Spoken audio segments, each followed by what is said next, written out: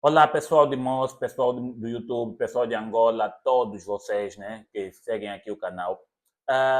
Uma coisa que eu digo sempre às pessoas: quando um governo é péssimo, a primeira coisa que faz é analfabetizar as pessoas. Ou seja, se vocês analisarem os países que têm praticamente ditadores a viverem, a governarem esse determinado país, normalmente a quantidade de pessoas analfabetas é muita. A quantidade de pessoas burras são muitas. Incluindo mesmo os polícias, né? A maior parte dos polícias desses países são burros mesmo, desculpem-me lá, são analfabetos. E é isso que aconteceu com Venâncio Mondlane, quando foi ter com o comandante da polícia, foi completamente mal respondido, foi maltratado e ele decidiu dar esse depoimento. E eu vou passar aqui esse depoimento e vocês possam ver aqui o depoimento de Venâncio Mondlane sobre a questão da polícia, que é uma tumba burra mesmo, burra mesmo. A maior parte da polícia é burra. Por isso é que vocês ficam a ver essa situação de que o governo faz um monte de coisas negativas, mas eles não conseguem ter opinião própria, só chegam nas ruas e dizem: estamos a fazer isso por ordem superior. E se for para matar um irmão, um primo, um tio, eles vão fazer isso tudo por quê? Por ordens superiores, não questionam, não analisam quando é que algo está escrito na lei, quando é que não está escrito na lei. Acompanhe só o vídeo, o pronunciamento de Venâncio Mondlane concernente a esse aspecto. De facto, estou a chegar aqui, estou a ver o comandante da polícia, comandante provincial da polícia, senhor Adriano, penso que é isso que ele se chama, um polícia muito mal formado, um polícia com deficiência de relações públicas e que não conhece o papel da polícia. A primeira coisa que fez foi ir ter comigo e dizer-me que aqui eu não vou fazer o que eu pretendia fazer. Diz que a comunicação que eu quero fazer, diz que a passeata que quero fazer não vou fazer passeatas, diz que aqui na beira não. Quer dizer, é isto que nós estamos a lutar contra isto. Uma polícia partidarizada, uma polícia ignorante, uma polícia que não conhece a lei, não conhece os direitos fundamentais dos cidadãos, não sabe qual é o papel da polícia, que no fundo a principal vertente de um polícia é proteger direitos, é proteger as liberdades, não impedi-las. Só quando há razões especiais e também por um órgão competente que pode limitar direitos, não é a polícia que limita direitos, não é a polícia que determina se a pessoa marcha ou deixa de marchar, não é a polícia que determina se a pessoa pode se reunir ou deixar de reunir. Tem que ser um órgão que tem competência para tal. Para alguns casos pode ser um órgão judicial, para outros casos até o órgão legislativo, sobretudo direitos fundamentais.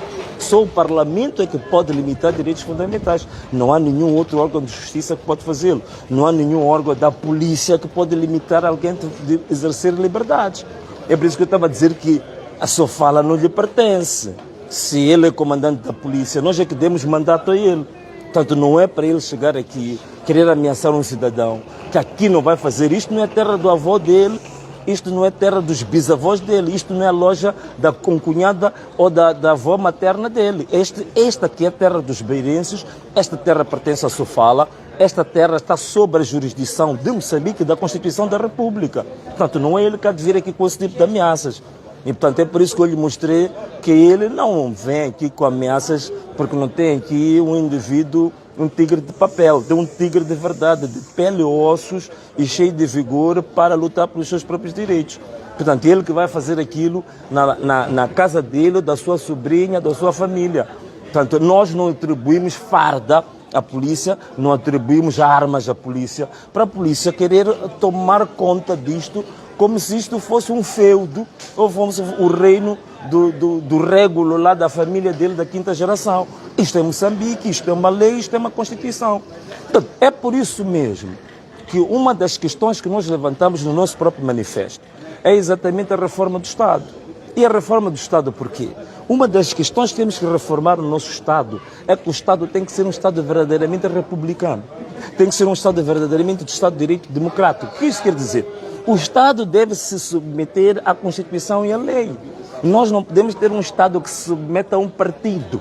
Não podemos ter um Estado que se submeta a interesses particulares de um grupo.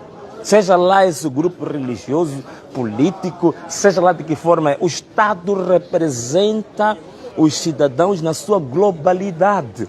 Então ele não pode, de forma nenhuma, inspirado por causa de um partido que neste momento até está a apresentar resultados nos órgãos públicos falsificados, falsos, adulterados, e para querer defender esse regime que só se mantém com base no roubo e na falsificação de documentos, não pode vir aqui querer ameaçar um cidadão. E quais são os motivos que vinca para não acontecer isso aí? Bom, desculpa? Quais são os motivos que vinca para não fazer essa passeata? Não tem motivos, esse é que é o grande problema. É que qualquer tipo de limitação de direitos que se faça, você tem que fundamentar. Portanto, ele não fundamenta. Só chega aqui e diz, aqui não fundamenta. Não diz qual é a base legal dessa comunicação que ele está a fazer. Logo, é um polícia mal preparado, é um polícia ignorante, é um polícia que não devia ser polícia, devia fazer outra coisa, ou tornava-se régulo ou qualquer outra coisa, mas não tem que ser comandante provincial assim. Não fundamenta as suas decisões, não fundamenta o que diz, fala como se fosse um tirano ou chefe de uma gangue de um bairro. Portanto, não é isto. Esta aqui é a vergonha que nós temos nesse país. Portanto, temos pessoas a assumir responsabilidades públicas, mas que têm mais inclinação e preparação para estarem numa gangue, num bairro, numa esquina qualquer. Portanto, mas o que eu venho aqui fazer na Beira? Portanto, eu vi a comunicação deles que puseram polícia em tudo que é praça e tudo. Estão bem enganados. Eu venho aqui fazer uma visita privada, venho ter com portanto, a coordenação do meu partido, venho aqui animar os nossos jovens que estão a trabalhar nisto. Os jovens estiveram a trabalhar durante as eleições, os jovens estiveram a fiscalizar o processo, que estão neste momento a fazer a contagem paralela. Venho animar os jovens, venho cá, digamos assim, colocá-los com mais genica para os próximos tempos que vão ser muito difíceis, e venho reafirmar que na segunda-feira nós temos a greve nacional geral, que é a paralisação de todas as atividades em Moçambique, do norte ao sul, do Zumba ao Índico, todo o país, privados, públicos, nós vamos ter a paralisação como uma forma de protesto aos resultados adulterados que estão a ser apresentados, como forma de protesto à falsificação da verdade eleitoral, da vontade de um povo e à desvirtuação de toda a democracia. Mas também não é só por isso, é também um protesto àquilo que este regime tornou este país. Tornou este país um país miserável, tornou este país um país, digamos assim, um país no meio de um precipício, conduziu este país até o fundo do túnel, em todos os aspectos. Na educação, temos a pior educação da África Austral e da África, temos o pior sistema de saúde da África e do mundo, temos uma legião de desempregados jovens, sem perspectivas, sem esperança, que é uma coisa tremenda e brutal. Temos das piores infraestruturas públicas, até a Suazilândia, que é um distrito de Moçambique, tem maior número de infraestruturas públicas que Moçambique. Estou a falar de estradas, de pontes, de serviços sociais por aí fora.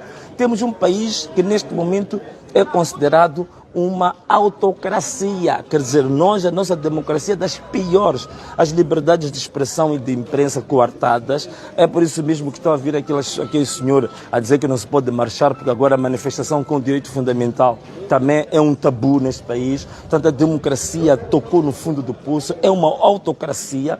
Isto parece um reinado, parece uma monarquia. Então, tudo isto leva com que o quê? A gente diga que estes 50 anos foi 50 anos para resvalar o nosso país para uma situação degradante, decadente, que realmente é uma coisa vergonhosa. Então, é tudo isto, é uma reivindicação que a gente vai fazer em relação aos resultados eleitorais, uma reivindicação que vamos fazer em relação à decadência social, econômica e cultural em que se levou Moçambique, e também, acima de tudo, a destruição da democracia que está sendo feita por este regime há mais de 50 anos. Então, basicamente é isso. Desse impedimento, o que é que o engenheiro pensa em fazer? O que se deve fazer em particular?